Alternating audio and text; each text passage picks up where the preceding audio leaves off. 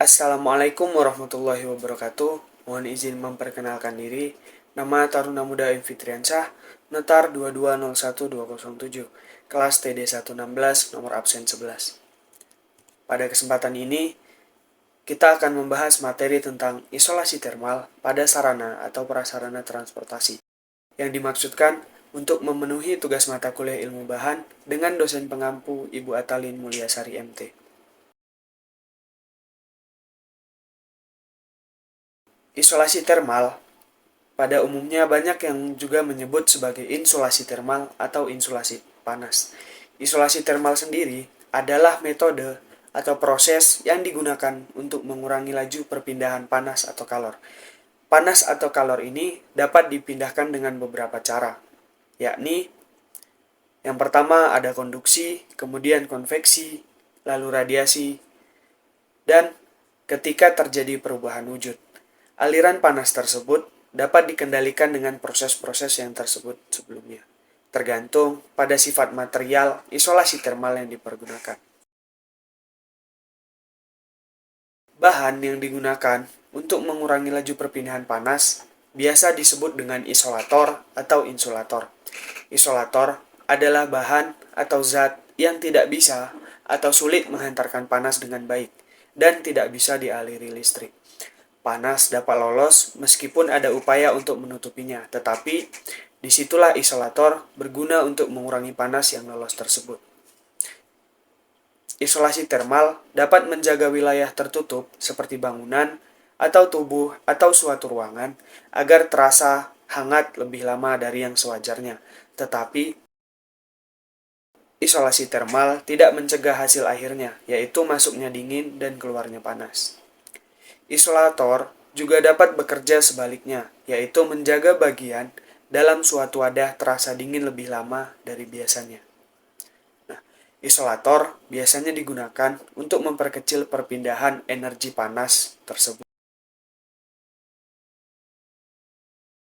Lalu, apa-apa aja benda-benda isolator tersebut?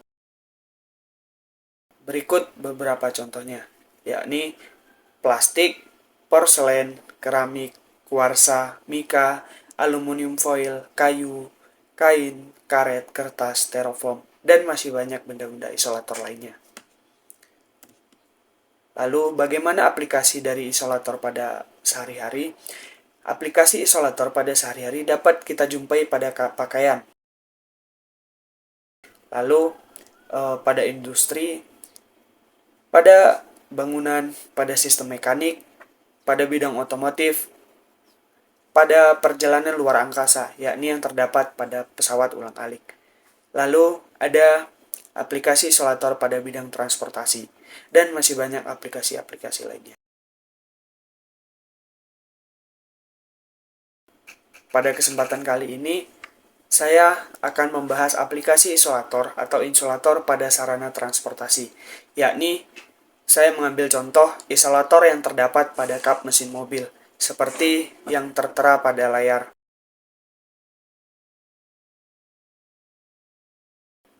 Isolator pada kap mesin mobil biasanya menggunakan material atau bahan aluminium foil, di mana aluminium foil ini dapat menjaga panas mesin agar tidak merambat ke kap mesin. Aluminium foil ini cocok untuk mobil diesel atau mobil di daerah dingin, guna menjaga ruangan mesin tersebut agar panas lebih. Lalu, kenapa aluminium foil ini dapat bertindak sebagai isolator termal?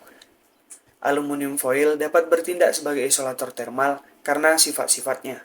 Sifat-sifat aluminium foil yang pertama adalah reflektivitas pada aluminium foil.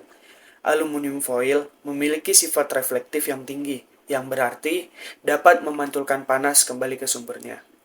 Yang kedua, sifat aluminium foil adalah massa termal yang rendah.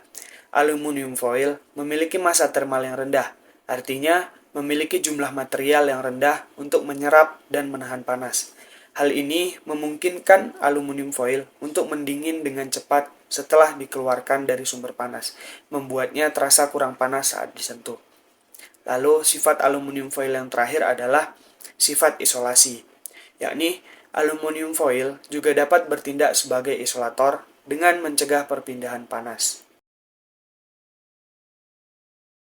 Mungkin sekian sedikit materi yang dapat saya paparkan terkait dengan isolasi termal pada sarana transportasi, yakni dengan mengambil contoh isolator termal pada kap mesin mobil.